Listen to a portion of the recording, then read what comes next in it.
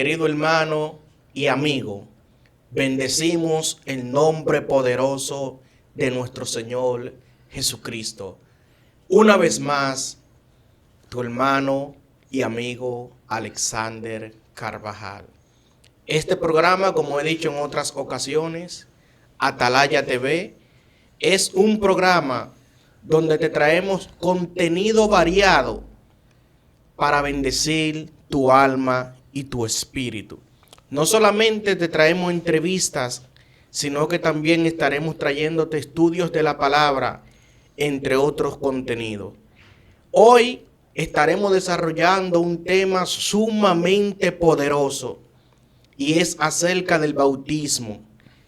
Las mayorías de iglesias cristianas y de otras denominaciones hacen esta práctica del bautismo. Pero bíblicamente, ¿qué es el bautismo? ¿Qué significa el bautismo? ¿Y para qué sirve el bautismo?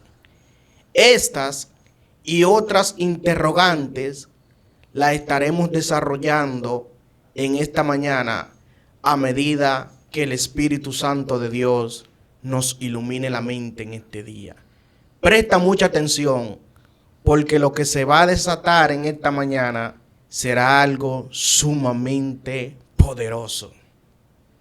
Y para esta ocasión me place inmensamente presentar a un ministro, hermano y amigo, maestro de la palabra del Señor. Me honra con su presencia en esta mañana presentar a mi querido y hermano Máximo Reynoso. Dios te bendiga, príncipe. Dios te bendiga, ministro. De verdad que para mí es más que un placer, es más que un honor estar como invitado en esta maravillosa plataforma que yo sé que ya ha bendecido la vida de muchas personas y que continuará bendiciendo muchas más vidas a lo largo del tiempo. Amén. Quiero también aprovechar la ocasión para felicitarlos a cada uno de los que han sido parte de este proyecto que recién inicia, ¿verdad? Amén. Y que sabemos que Dios a través del mismo va a hacer grandes cosas. De verdad que felicidades y espero que la mano del Altísimo siempre esté guiándolos a que encaminen este proyecto hacia donde Dios lo quiere poner. Amén. Amén. Bien recibidas sus palabras, ministro. Sabemos que Dios es el que pone la gracia. Estamos confiados que lo que Dios está haciendo y seguirá haciendo en este canal será y es de bendición para muchas vidas. Bendecimos el nombre del Señor. Ministro,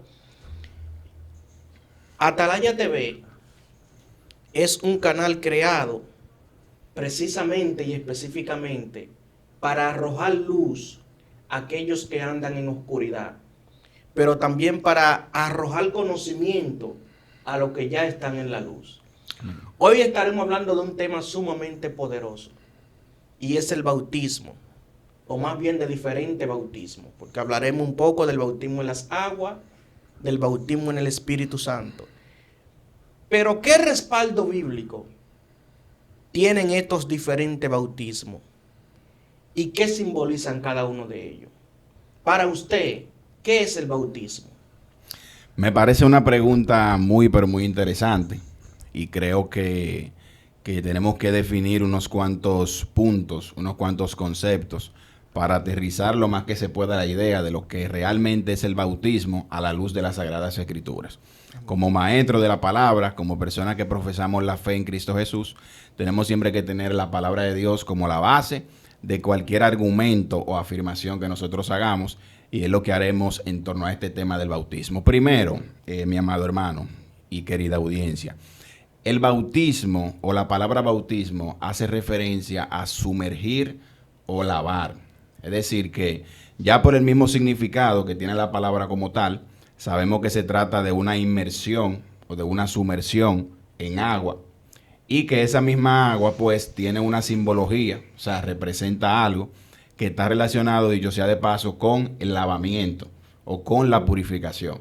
Cada vez que yo utilizo agua, por lo regular, es con el fin de yo quitar alguna impureza, de yo quitar alguna suciedad, alguna inmundicia que algo tiene, Y más o menos por ahí es que anda la idea de lo que simboliza el bautismo. Ahora, yéndonos un poquito más para atrás, al origen del bautismo, si nosotros buscamos, por ejemplo, en el Antiguo Testamento, vamos a ver que el bautismo como tal no aparece en el Antiguo Testamento.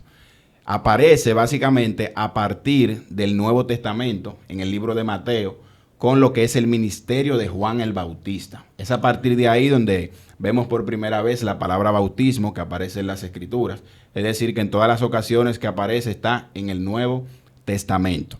Y para ir entrando en materia con relación a esto, vamos brevemente a buscar una cita bíblica que tengo por aquí. Se encuentra en el libro de Marcos, capítulo 1, versículo 4, para ya ir entrando a lo que es lo que representa el bautismo como tal. Amén. Dice aquí la palabra del Señor en el nombre del Padre, del Hijo y del Espíritu Santo. Amén. Bautizaba a Juan en el desierto y predicaba el bautismo de arrepentimiento para perdón de pecados. Es decir, que el ministerio de Juan el Bautista, cuando él bautizaba a las personas, ese bautismo representaba una proclamación pública de que la persona, con ese acto simbólico, se arrepentía de sus pecados, le pedía perdón a Dios por ellos y se comprometía a convertirse, es decir, a dejar de actuar como actuaba anteriormente. Si hacía lo malo, a partir de ahí, pues, dejar de hacer lo malo.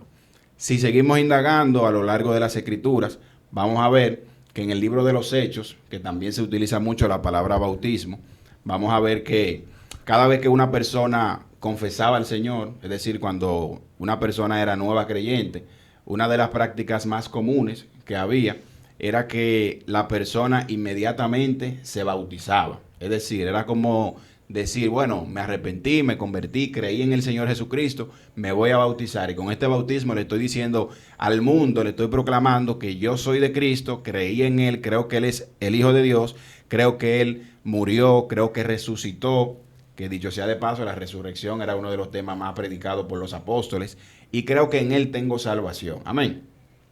Otro punto interesante con relación al bautismo, o dicho de otra forma, el bautismo representa la muerte del viejo hombre y la resurrección o la vida, la nueva vida de ese nuevo hombre creado según Dios. Es decir, cuando yo entro a las aguas, yo estoy simbolizando que en esas aguas se está quedando mi vieja vida.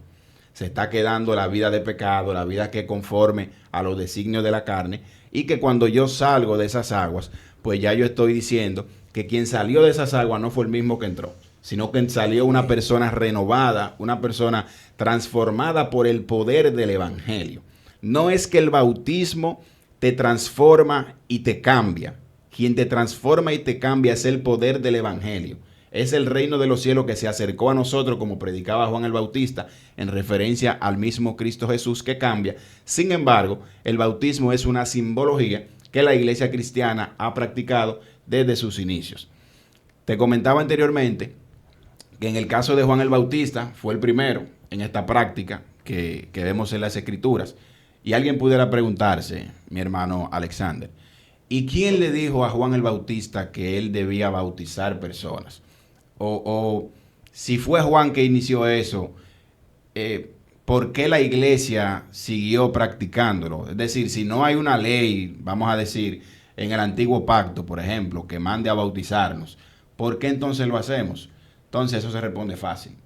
En las mismas Sagradas Escrituras. Exactamente.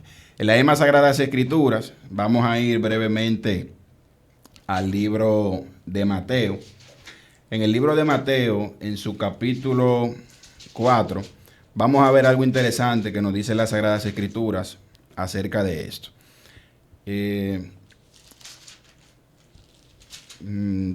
Tengo la cita. Aleluya. Vamos a ver. Esto es en vivo, señor, ¿eh? Esto es en vivo. Esto es en vivo. Bueno, ahora mismo tengo la cita extraviada, pero la idea es la siguiente. Ok, aquí estamos. Es el libro de Marcos, capítulo 1, versículo 9 en adelante. Dice la palabra del Señor. Aconteció en aquellos días que Jesús vino de Nazaret de Galilea y fue bautizado por Juan en el Jordán. Amén. Cuando tú ves que el mismo Cristo se hace partícipe de este ritual, que es el bautismo, te está diciendo que le está dando, ¿qué? Aprobación a esa práctica que estaba haciendo Juan. Exactamente. Eso es el inicio de esa aprobación que da el Mesías, que da el Cristo enviado por Dios del bautismo. Pero más adelante tú sigues leyendo a lo largo de los evangelios y ya no es solo que el Señor aprueba esa práctica que inició con Juan, sino que el Señor manda a que nosotros en la gran comisión vayamos por el mundo, prediquemos el evangelio, enseñemos todas las cosas que Él nos ha enseñado y que nosotros hagamos discípulos, ¿haciendo qué? Bautizándolos en el nombre del Padre, del Hijo y del Espíritu Santo. Amén. De manera que primero Juan era un profeta de Dios, por ende lo que Juan estaba haciendo ministerialmente hablando tenía aprobación divina. Segundo, la segunda persona de la Trinidad, que es Cristo, en la tierra también se bautiza, dando a entender que esa segunda persona de la Trinidad, en coinonía con la primera, también aprobó el bautismo. Y luego, más adelante, el mismo Cristo también ordena que sus discípulos, sus seguidores, cuando vayan a hacer esa gran comisión y hagan discípulos, también incluyan esa práctica ceremonial de lo que es el bautismo. En resumidas cuentas, el bautismo es un acto simbólico que representa la muerte del viejo hombre, el nacimiento de un nuevo hombre creado según Dios, una nueva vida y la proclamación al mundo de que nosotros hemos creído que Jesucristo es el Señor. Amén. Bendito sea el nombre del Señor. Secundando lo que usted dice, maestro, en el mismo libro de Juan también vemos una participación directa de lo que es la Trinidad en cuanto al bautismo. Cuando el mismo Juan estaba bautizando a Jesús, el Señor le dijo, el Padre, sobre el que tú veas, le dijo a Juan, que desciende el Espíritu en forma de paloma, ese es mi Hijo amado. Amén. Primero, Jesús se está bautizando por Juan. Jesús como Hijo de Dios está siendo participante del bautismo. El Espíritu Santo también participa en forma de paloma y posa sobre el cuerpo de Jesús. Pero también la voz del Padre se escucha decir, este es mi Hijo amado. O sea, que hubo una participación directa en cuanto a la Trinidad. Dios aprobó algo que ya Él mismo había determinado que se haga. Entonces, siguiendo en ese mismo orden, ministro, hay una pregunta que me surge. ¿Es el bautismo para todos los hombres? ¿Y cuál es el requisito para ser bautizado? Excelente pregunta, mi hermano Alexander. Bueno, mira, a lo largo de la historia, las diversas denominaciones que profesan la fe cristiana han colocado ciertas reglas para fines de determinar a quién se debe bautizar, a quién no se debe bautizar y cuáles son los requisitos para el bautismo como tal. En el caso, por ejemplo, de los católicos tienen la regla de que ellos bautizan a los niños, es decir, ellos bautizan a las personas prácticamente de sus primeros días de vida, lo están bautizando. En el área de nosotros los protestantes, pues entendemos que ese bautismo no es correcto, sino que ya tiene que ser a personas adultas. Amén. Y vamos a comenzar por cuál sería la base como tal. Mira, hay unos cuantos puntos bíblicos donde la Escritura hace referencia a que hubo personas que se bautizaron ellos y sus familias. Ellos y sus familias. Entonces, eso lo utilizan los católicos como base para ellos decir que dentro del término familia hay niños. Y como hay niños dentro del término familia que se ve en la Escritura, pues entonces no habría ningún problema en que los niños también sean bautizados. Ahora, ¿qué pasa con eso? Eso realmente es una eisegesis. Eisegesis es cuando tú tienes una idea preconcebida en tu mente y cuando vas a la Escritura, quieres cuadrar la Escritura con lo que tú piensas de manera forzosa y trata de darle un significado que cuadre con tu propia percepción. Es decir, que lo hace de una manera sesgada. El pensar que dentro de familia obligatoriamente hayan niños en ese contexto específico donde la Biblia habla de eso, ya sería prácticamente inventar. Porque yo te puedo decir que Juan, fulano, etcétera, fue a tal lugar con su familia y quizás su familia fue una hija de 20 años, su esposo, su esposa, y no necesariamente sean niños. O sea, que esa base, primero, ese texto no trata sobre eso y segundo, es una especulación que se está haciendo al respecto. Ahora, lo que no es especulación, que es algo directo, es que Cristo Jesús fue niño y fue hombre. Amén. Y él decidió bautizarse luego de ser hombre, no cuando fue niño. Es decir, que ejemplo tenemos en la persona de Cristo Jesús, que él se bautizó luego de tener aproximadamente unos 30 años de edad, es decir, como hombre, no como niño.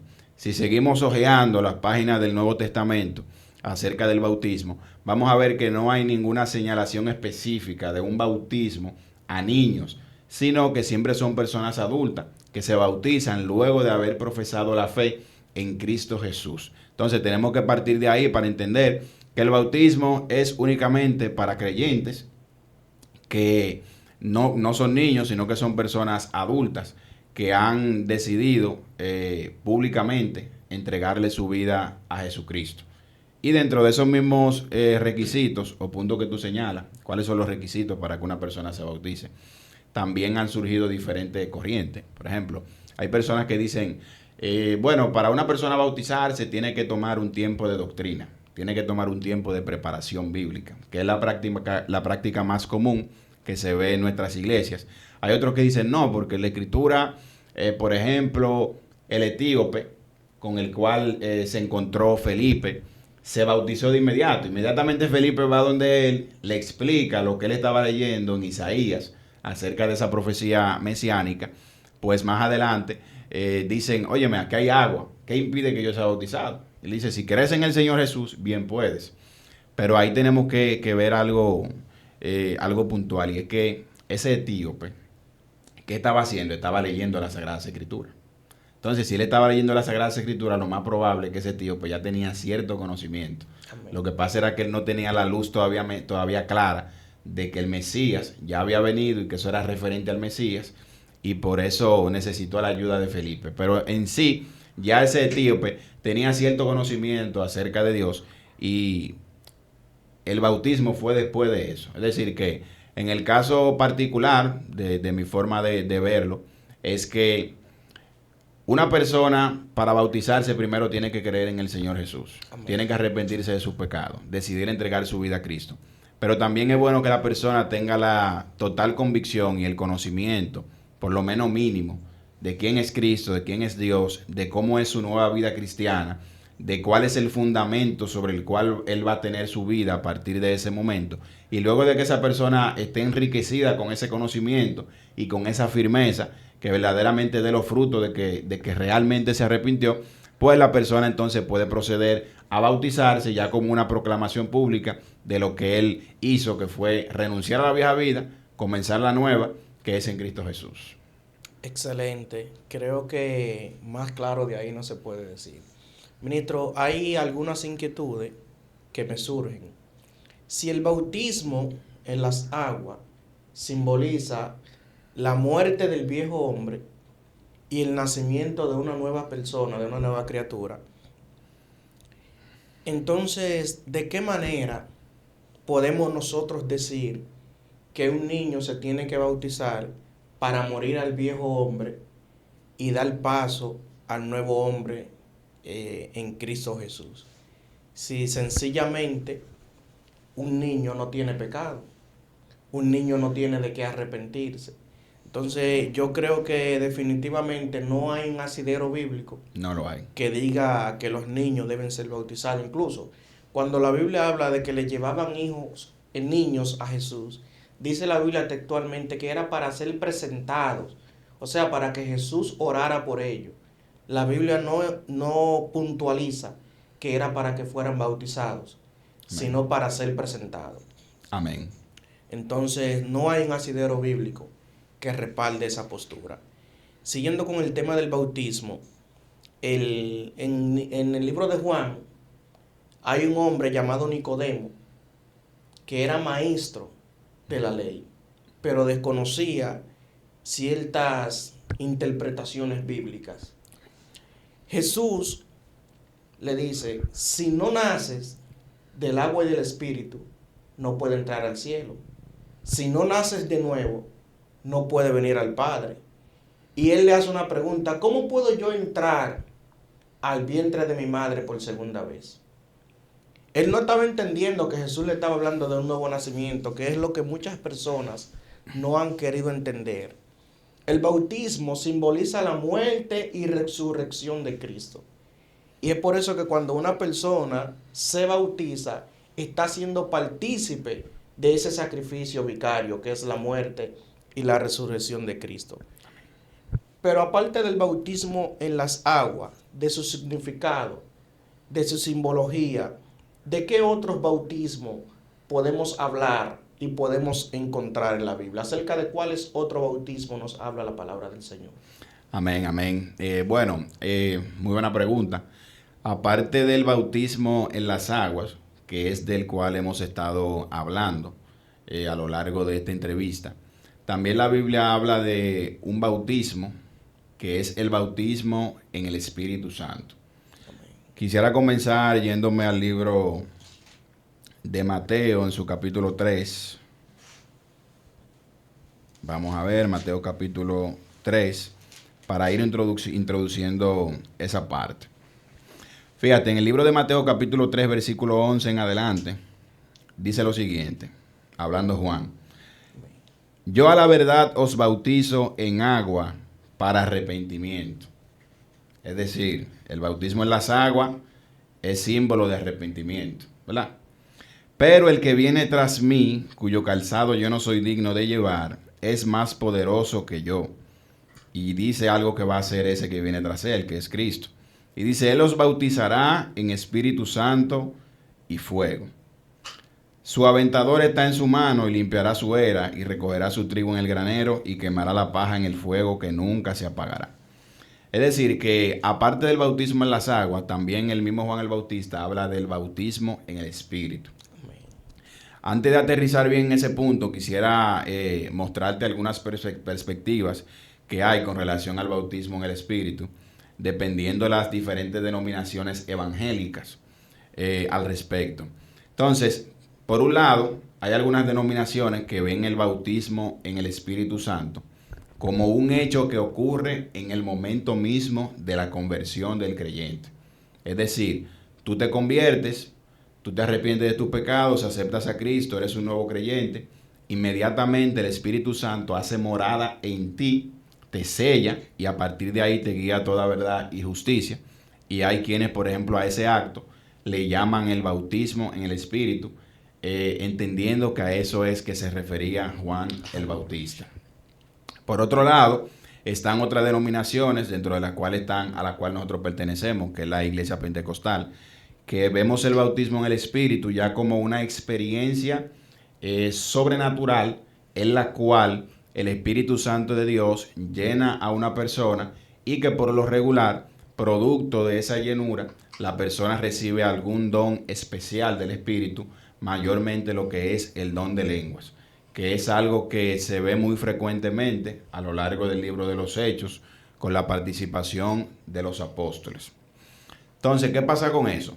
Yo pienso que cada una de las posturas tiene su verdad y que la diferencia está en la parte semántica, en el nombre que le ponen a cada cosa. Amén. Yo entiendo que cuando una persona se convierte, acepta a Cristo de verdad, la persona automáticamente recibe al Espíritu Santo. Si tú a eso le quieres llamar bautismo del Espíritu, pues llámale, no hay ningún problema. La verdad y lo esencial de eso es que la persona recibió al Espíritu Santo. Y en cuanto a la otra postura de esa experiencia sobrenatural, donde regularmente el Espíritu capacita de una manera especial al creyente, incluyendo dones espirituales, también es una realidad que todo creyente debe anhelar y que tiene sustento bíblico a lo largo principalmente del libro de los Hechos como tal. Y si a eso le llamamos bautismo en el Espíritu, pues tampoco habría ningún problema con que nosotros le llamemos bautismo en el Espíritu. Yo creo que el problema pudiera haber si nosotros, por ejemplo, entendemos que alguien que no ha tenido esa experiencia sobrenatural a ese nivel o que no posee algún don espiritual, entendemos que no tiene ciertas capacidades, como por ejemplo, mira, como tú no has sido bautizado en el Espíritu Santo, tú no puedes irte de misiones, o tú no puedes orar por un enfermo, o tú no puedes hacer tal y cual cosa. porque entonces estaríamos contradiciendo cosas que están en la misma escritura. Recuerda que cuando el Señor envió a los 70, todavía el Espíritu Santo no había descendido. Amén. Y dentro de los 70 ellos decían, ¿qué decían ellos? Señor, hasta los espíritus se nos sujetan en tu nombre. Es decir, que Amén. Tenían capacidad de orar por los enfermos, tenían capacidad de echar fuera demonios, tenían capacidad de hacer muchísimas cosas, inclusive antes de que el Espíritu Santo fuera derramado como tal en aquel día de Pentecostés. Pero en sentido general, ese bautismo en el Espíritu, tanto si nos referimos a cuando aceptamos al Señor, que el Espíritu nos sella, como a la experiencia sobrenatural, debe ser algo que el creyente debe abrazar las dos cosas, porque ambas tienen asidero bíblico. No podemos descartar una y tomar la otra, porque es cierto que el Espíritu Santo sella a una persona cuando uno viene a Cristo, y también es cierto que el Espíritu Santo te llena de manera especial y te capacita con algún don, y de eso hay evidencia de sobra a lo largo del libro de los Hechos en las Sagradas Escrituras. Excelente. Sabe que muchas personas a veces confunden los textos. Por ejemplo, hay personas, como tú acabas de explicar, que entienden que si una persona no habla en lengua, no ha recibido el Espíritu Santo. Y creen que esa persona no está capacitado, no está apto o apta para ir a ejercer cierto ejercicio en el área cristiana. Así es. Y muchas veces se basan en el texto, fuera de contexto, valga la redundancia, donde el Señor le dice a los discípulos, y recibiréis poder cuando haya venido sobre vosotros el Espíritu Santo.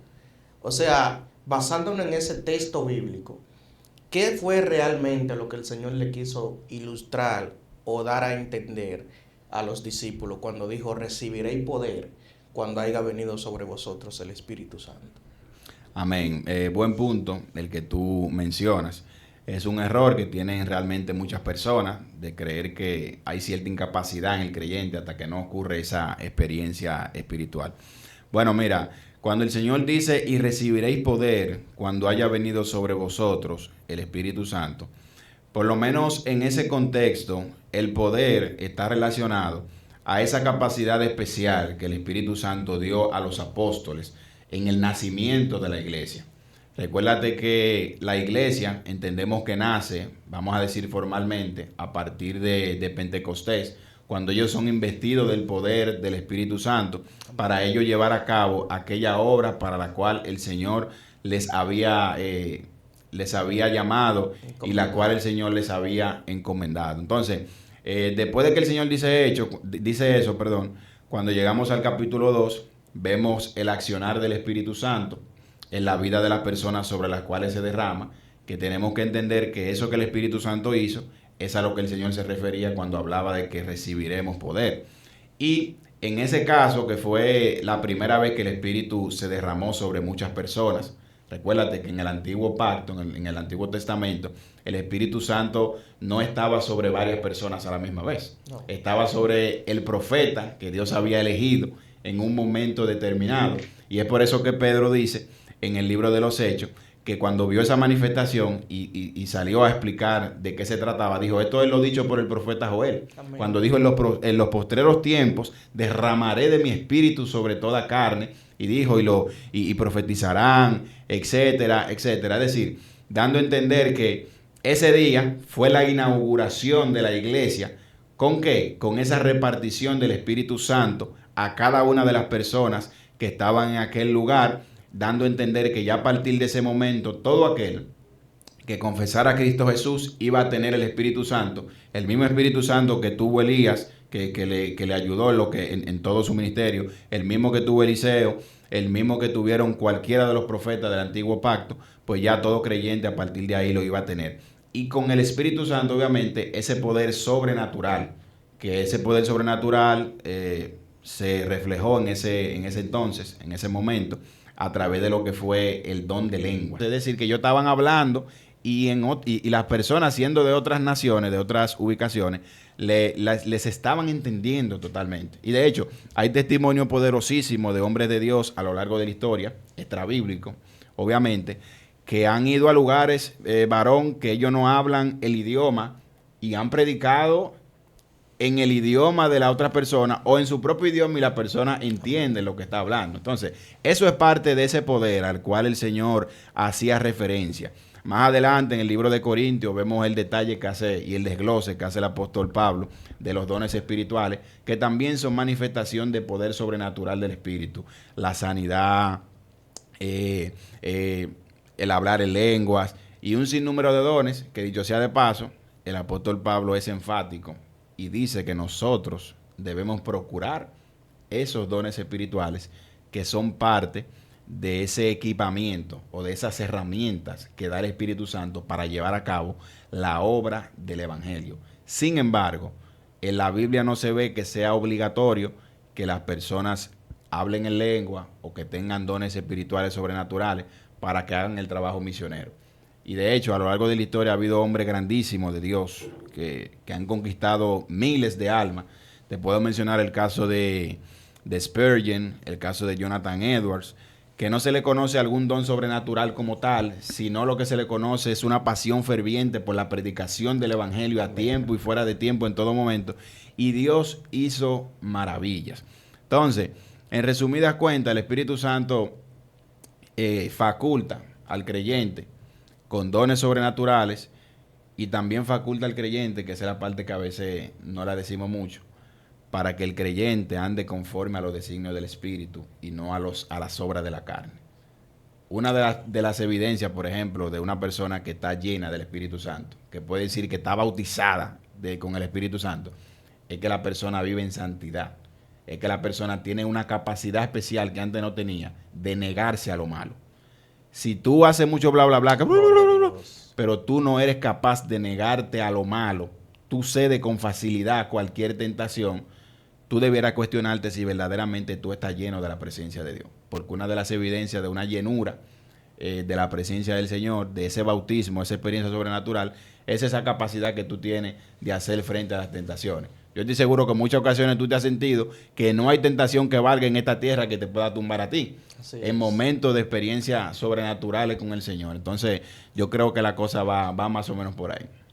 Sabe que precisamente me ha tocado vivir de manera personal esa experiencia. Cuando tú tienes una relación directa con el Señor, hay momentos donde tú quisieras como que el diablo se te aparezca para tú reprenderlo y decirle, oye, tengo una llenura tan tremenda Ha pasado. que cualquier demonio que se me pare, pero hay otros momentos en la vida espiritual del cristiano que tú no quisieras ni que un demonito se te pegue. Porque en ese momento tú estás indefenso y el Espíritu Santo nos da testimonio de quiénes somos. Por eso dice el Señor en la palabra que si nos examinamos a nosotros mismos, no tendríamos de qué avergonzarnos, de qué arrepentirnos, porque el Espíritu Santo mismo te hace entender tu condición delante de Dios. Amén. Entonces, siguiendo con el tema del bautismo, ministro, hay algo que se comenta mucho dentro del pueblo cristiano y es acerca del mismo bautismo en lengua. Tal y como usted desglosó, el bautismo es un símbolo de poder, es un símbolo de autoridad, pero hay personas que creen que si una persona no es bautizada o más bien no habla en lengua, no tiene poder. ¿Qué diferencia hay entre el hablar en lengua, que fueron las que hablaron los apóstoles, los discípulos, que fueron lenguas que las demás naciones le pudieron entender porque hablaban el idioma que ellos hablaban? Por ejemplo, yo soy dominicano, yo nunca he hablado francés, pero de repente el Espíritu Santo me toma, hay un escenario ahí de personas que son franceses y yo estoy hablando el idioma de ellos y ellos entienden lo que yo les estoy diciendo. Eso fue lo que sucedió en el Pentecostés. Pero la lengua angelical que habla la Biblia, fuera parte de ese bautismo, de esa lengua que recibieron los apóstoles, ¿existe las lenguas angelicales? Muy buena pregunta, mi hermano Alexander. Bueno, como tú bien señalas, una de las, vamos a decir, de las evidencias o características que en muchas ocasiones se vio cuando alguien fue bautizado por el Espíritu o lleno en esa experiencia sobrenatural por el Espíritu, fue que comenzaron a hablar nuevas lenguas. Ahora hay casos donde, por ejemplo, creo que está en el libro, en Hechos capítulo 8, vamos a buscarlo brevemente. Hechos capítulo 8, Gloria a Dios. donde se ve un caso que los apóstoles oran por unas personas y sin embargo esta persona no señala la escritura que hayan comenzado a hablar en lengua. En el libro de los Hechos capítulo 8 versículo 14 dice: cuando los apóstoles que estaban en Jerusalén oyeron que Samaria había recibido la palabra de Dios, enviaron allá a Pedro y a Juan, los cuales, habiendo venido, oraron por ellos, por lo que habían recibido la palabra de Dios, para que recibiesen el Espíritu Santo, porque aún no había descendido sobre ninguno de ellos, sino que solamente habían sido bautizados en el nombre de Jesús. Entonces les imponían las manos y recibían el Espíritu Santo. Amén. Ahí se ve que hubo una manifestación de la cual venimos hablando, pero no dice que ellos hayan comenzado a hablar en lenguas de una vez. En otros textos también ha ocurrido una manifestación similar y sí comienzan las personas a hablar en lengua. O sea, que ha habido ocasiones donde no se ha dado esa evidencia, por decirlo así, y otras donde sí se ha dado, ¿verdad?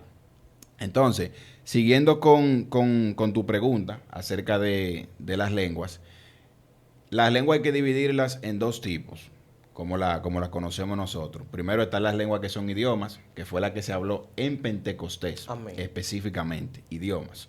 Y están las lenguas angélicas, que es el concepto que tomamos del libro de la carta a los Corintios, de la primera carta a los Corintios, donde el apóstol Pablo, para exaltar la preeminencia del amor, dice: si yo hablara lenguas angélicas, pero no tengo amor, nada soy, esto, aquello y lo otro.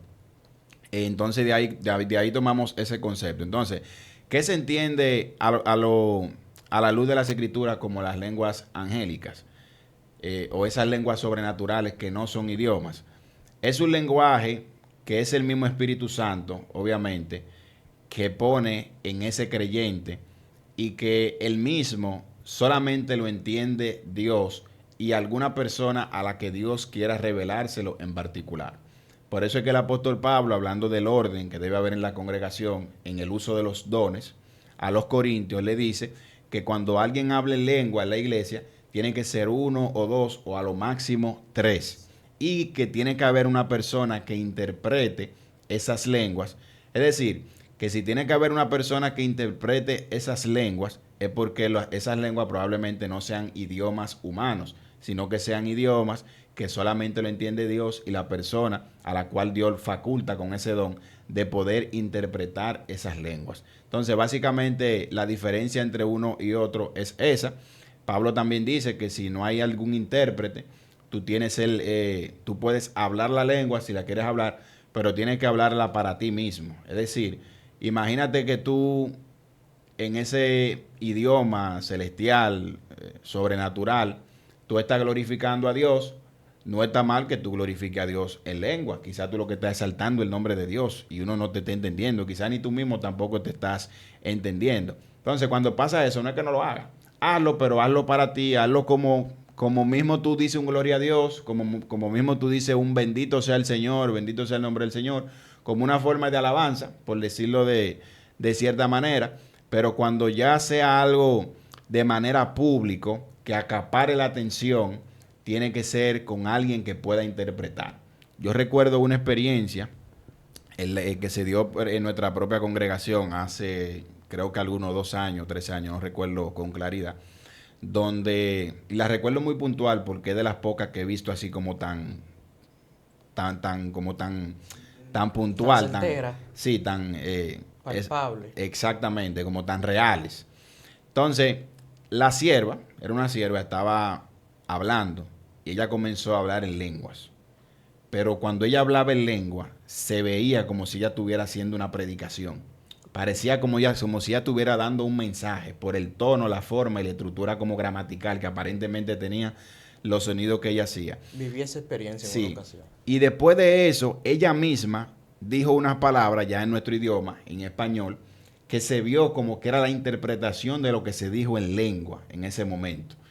De igual manera hubo unos que otros hermanos que se acercaron y tomaron la palabra y dijeron que entendieron parte de lo que la sierva estaba diciendo en esas lenguas sobrenaturales. Y creo que ese es un ejemplo perfecto de lo que son esas lenguas, a diferencia de las que se hablaron el día de Pentecostés, que fueron idiomas. Al final el Espíritu Santo faculta a cada persona y pone a cada persona a hablar de una u otra manera dependiendo de la necesidad, dependiendo de qué se quiera perseguir. Recuérdate que en el inicio de la iglesia quería expandirse, ¿verdad? Porque estaban haciendo. Y ese don de lengua en cuanto a idiomas, quizá era muy frecuente por la necesidad que había en ese primer siglo. En la actualidad no es que no exista, pero quizá es menos frecuente porque ya por la tecnología se hablan muchísimos idiomas. Sin embargo, no significa que no exista como tal. Y han habido, de hecho, testimonios de gente en la actualidad, o sea, en tiempo no tan lejano, donde se ha manifestado ese don de idioma. De manera que, siguiendo por ese punto, yo soy de las personas que creo que el don de lenguas está vigente en la actualidad, aunque quizás, no es tan frecuente como en la iglesia del primer siglo. Y quizás una alta cantidad de hermanos en iglesias quizás no hablan una lengua genuina, real, pero yo entiendo que sí, que eso está vigente. Lo único que el Espíritu Santo eso lo reserva en momentos específicos, con personas específicas, con un propósito específico, básicamente. Amén. Secundando esa parte donde leíste en el libro de Corintios, donde Pablo específicamente hace referencias a las lenguas angelicales, yo he escuchado diferentes posturas dentro del mismo pueblo cristiano, donde hay personas que dicen que no, que Pablo estaba hablando de una alteración prácticamente gramatical, pero que no existen las lenguas angelicales como tal. Entonces yo, haciendo un análisis bíblico en mi propia mente, llegué a a la conclusión de esta pregunta. Bíblicamente, nosotros como cristianos no podemos determinar ni tenemos un asidero bíblico que podamos decir los ángeles en el cielo hablan X o tal idioma. Es El correcto. lenguaje de los ángeles como tal no lo conocemos, ni la Biblia Es nos los da a correcto. conocer. Vemos en el libro de Levítico, si mal no recuerdo, que habla de la Torre de Babel, que fue donde se impartieron las diferentes lenguas, los diferentes idiomas. Antes de impartirse las lenguas como vocábulo, se hablaba un solo idioma. Amén. Pero bíblicamente la Biblia no especifica si era alemán, si era creol, si era español, una sola lengua. Una sola Era la lengua. que se hablaba. Y los ángeles, me imagino que en el cielo tienen su lenguaje, que no es el lenguaje de los seres humanos. O sea que partiendo de ahí, yo soy partidario también de creer que sí las lenguas angelicales existen.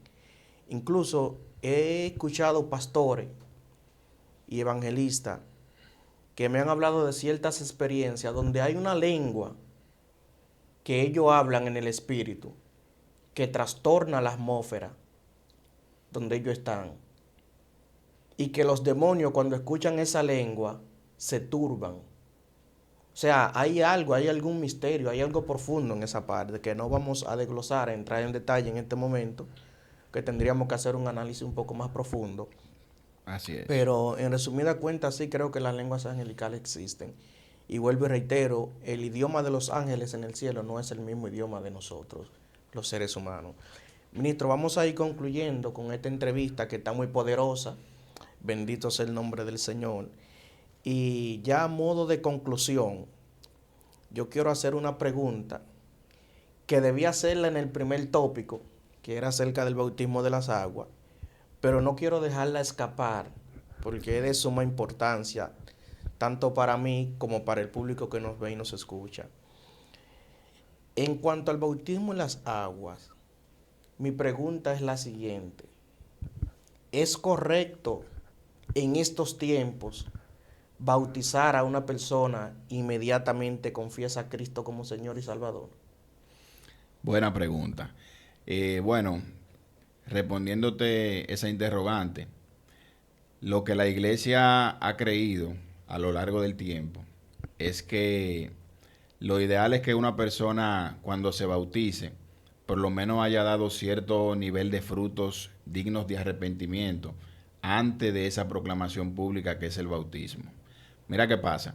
Tú pudieras convertirte hoy, Julián, por poner un ejemplo, se convirtió hoy, aceptó a Cristo Jesús, pero yo te aseguro que si a cada persona que se convierte, que de hecho hay iglesias que lo hacen, que se convierte, al instante de convertirse lo llevamos para una piscina o para un río cercano, un área donde haya mucha agua, y lo bautizamos, un gran número de esas personas que pasan al frente de la iglesia y que dicen que aceptan al Señor, al final no lo hacen de corazón, al final no lo hacen de una manera genuina.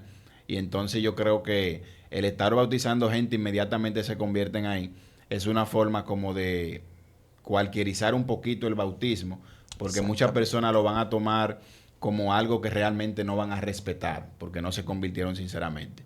Yo creo que la práctica adecuada es similar a lo mismo que pasó con el etíope. El etíope se bautizó de una vez, pero ya el etíope tenía cierto conocimiento. Es lo que todavía no estaba claro de que la escritura apuntaban a Cristo. Cuando él se le abrieron los ojos a través de Felipe, que le predicó y que entendió que era a través de Cristo, él creyó y se bautizó, pero ya él tenía una base. Ya él conocía las Sagradas Escrituras, lo que pasa es que todavía le faltaba ese poco de luz. Entonces, lo que la iglesia ha sostenido es lo mismo que sostengo yo. Es necesario que una persona, antes de dar ese paso del bautismo, primero demuestre evidencia de que verdaderamente se entregó a Cristo Jesús y que tenga un fundamento y entienda qué es esa nueva vida que está llevando, qué fue lo que él hizo, en quién fue que él creyó, cuál es la esperanza que él tiene, quién es Dios, quién es el Espíritu Santo, quién es Cristo, cómo fue la obra renovadora, regeneradora del Espíritu Santo. Cuáles son las promesas que nosotros aguardamos en Cristo Jesús. Y cuando esa persona tenga toda esa base y que entienda bien dónde está parada, entonces decir, yo quiero confesar públicamente lo que ya yo confesé meses atrás, que es que Jesucristo es el Señor y que yo voy a vivir con Él a partir de ahora y para siempre. Amén, exacto. Ya para cerrar ese tema, mi opinión en ese sentido, y secundando lo que usted dice, es prácticamente la misma opinión. Por ejemplo, en la antigüedad, cuando una persona optaba por recibir a Cristo como Salvador, se exponía inmediatamente a la muerte y exponía automáticamente a su familia, porque los cristianos en ese entonces eran perseguidos, y no perseguidos para meterlo preso, le quitaban la cabeza. Incluso el rey Nerón, dice la historia judía, que utilizaba los estadios romanos para con los cristianos encender el estadio y darle luz. Lo prendían como antorcha y con eso era que alumbraban los estadios. Los niños de los cristianos, de la cristiana, se lo echaban a los leones, etcétera. O sea que una persona, cuando recibía a Cristo, era bautizado inmediatamente por una de esas causas, que estaba consciente de lo que estaba haciendo. Y el fruto era palpable de manera inmediata, porque la persona sabía lo que se estaba arriesgando. Pero hoy en día, tal y como usted dice, aunque bíblicamente se bautizaban de una vez, hay que ver el trasfondo de por qué se hacía. Exacto. Usted no puede, una persona que se enganche hoy a la milicia, mañana ponerle un rifle y mandarlo a una guerra. No, nunca. Esa persona es un muerto seguro. Así Cuando viene es. a ver, coge el rifle y se dispara él mismo y se mata porque ni siquiera sabe usar el arma. Es probable. O sea, debe de haber una preparación.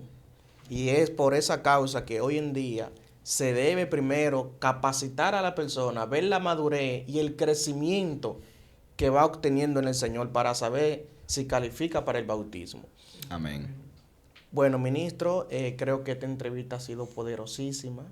Amén. Hay un viento aquí muy especial. Se nos fue el tiempo bastante rápido. El tiempo se nos fue rápido, pero nada, en el cielo no vamos a sufrir de eso. Sí, en el cielo el tiempo no pasa, pero aquí en la ilimitado. tierra lamentablemente el tiempo pasa. Ya, ministro, denos sus redes sociales, dónde podemos contactarlo, dónde podemos conseguirlo.